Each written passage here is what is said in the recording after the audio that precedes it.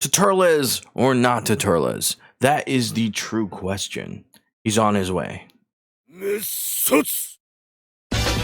Welcome back to another Dragon Ball Dokkan Battle video. I'm Goki, and today we're going to be talking about Turles, one of the best LRs in the game, hands down. On the JP side, obviously, he's coming to global. JP has raved about him, called him mid Turles. He's called him amazing.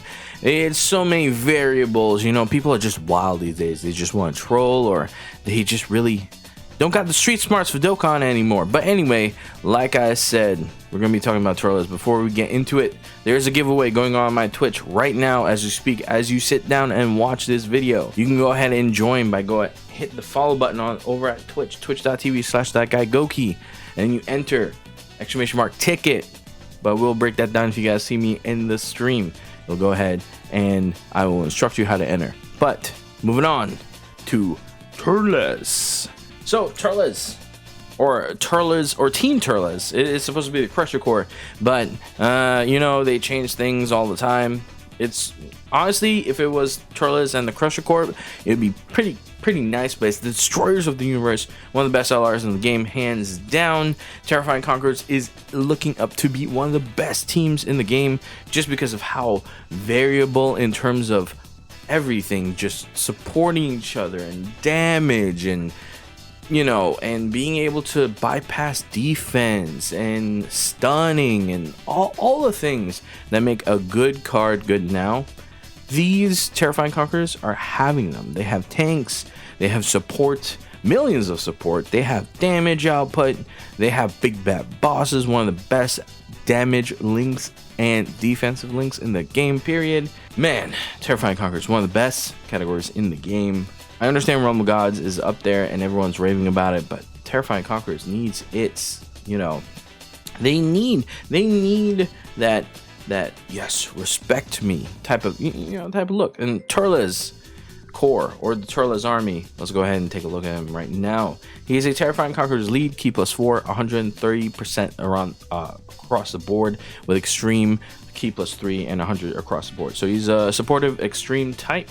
Really good in that sense. Decent leader skill. Cooler still better in most cases. That 170 does keep you in the threshold for SBR a lot easier. But his super attack, he causes colossal damage and he has a chance to stun, a medium chance. So I think it's around 30%, I believe. Yes, it's 30% chance. And then he raises attack for 1 turn on his ultra super, or his 18 key, and causes mega colossal damage with a high chance of stunning enemy. And I believe that's 50%. So and I think it lasts 2 turns, I believe. So this guy is really powerful SBR, very strong. Stunning is a strong capability in SBR. That's why, even though Jiren is dated to this very day, he is still useful in SBR. Then we have attack and defense 130%. Terrifying Conquerors category allies key +3, and attack and defense +30%. So he supports alongside giving him stuff. Now, that's not to say he doesn't have attack and defense like a good amount. He has 160 attack and 160 defense because of his passive, adding that extra oomph to his kit, to his output. He gets also key +3 to himself. So right off the gate, he has 9 keys. So you have to get the other key for yourself. But then on top of that, he has key +6 and attack effective against all types when the target enemy is stunned. So in SBR, he's gonna always get that extra key +6 if he's attacking someone that is stunned, which is really strong. It means that you can get like something like 18 key just barely, and then be able to hit the opponent with a lot of damage because they're stunned already. That key +6 triggers, and then you just get the 24 key. Now, on top of all that, he has attacks effective against all types and a high chance of launching an additional super attack when key is 24. So pretty much it chains against each other. If you have the 18 key, someone's stunned, you hit them with the you hit them because they're stunned, and because they're stunned, you get the 24 key effect, which gives you a high chance of launching an additional super, which I believe is another 50%er. Yeah, it's another 50%er, which is really strong. His active skill, aka in the words of truth, cock dieseled Turles, or the fruit of tree might. He chomps on the fruit. Key +24 for 1 turn, can be activated when HP is 60% or less, or starting from the 8th turn from the start battle up to 2 times. Really powerful. It pretty much fixes any key issues he would ever have. and he just gets a freebie. He could do it up to 2 turns.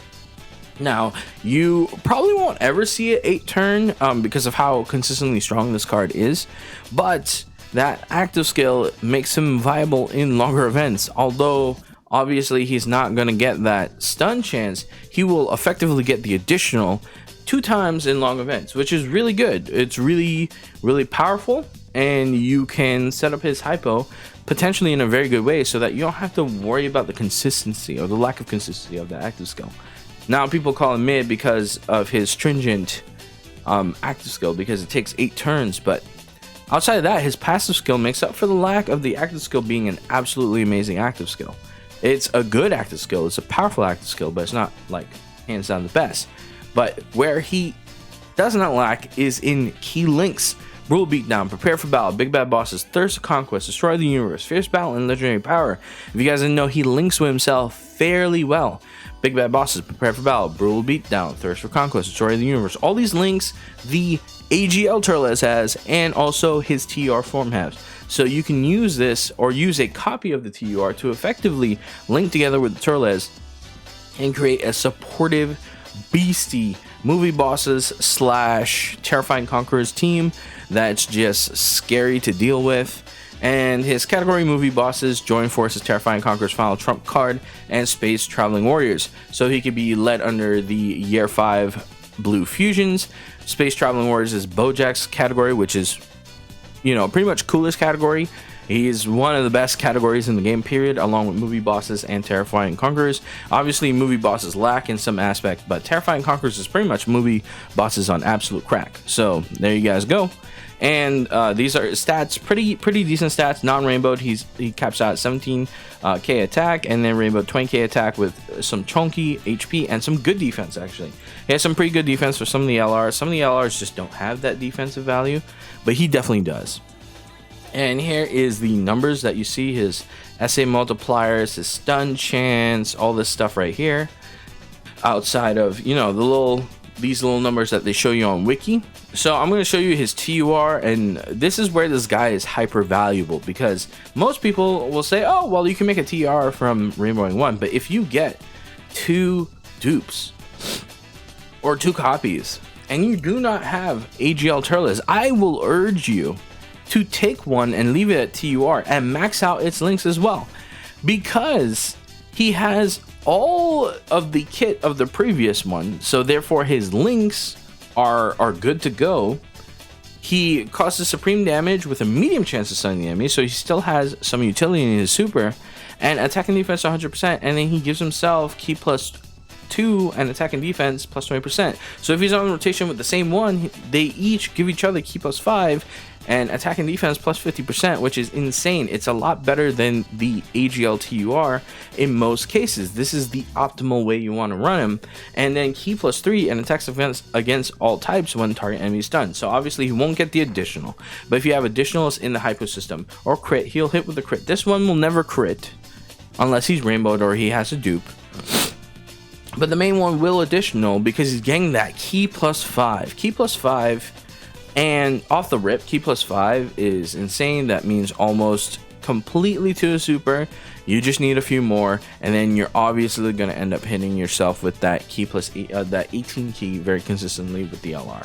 So the strength of this unit lies in also his categories, but above all of that, it also lies in how powerful, you know, he can set up. You can run extreme STR with Cooler as a lead, and it's gonna be absolutely insane. He has tons of LRs that can sit on the category with him.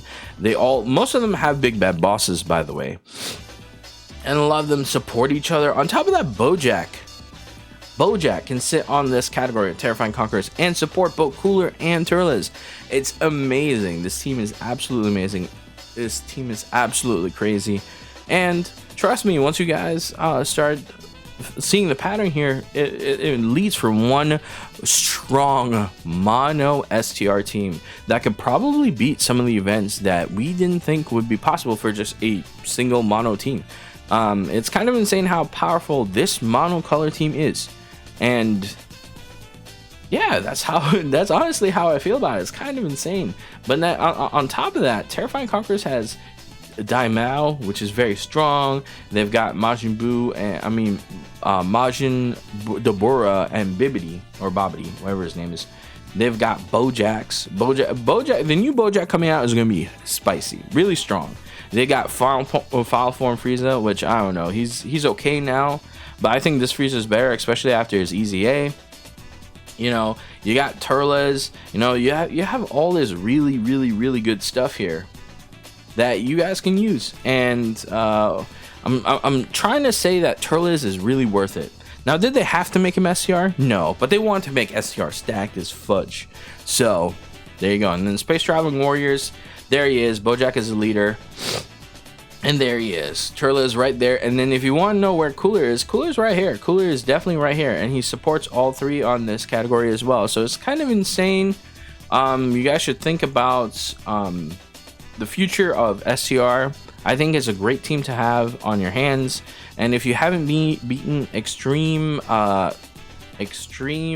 Super Physical SBR, this would be a team to do it. This team can definitely hang with the big boys. This team could definitely run it on that Extreme. So if you guys are missing out on that, this is a really good team to do so.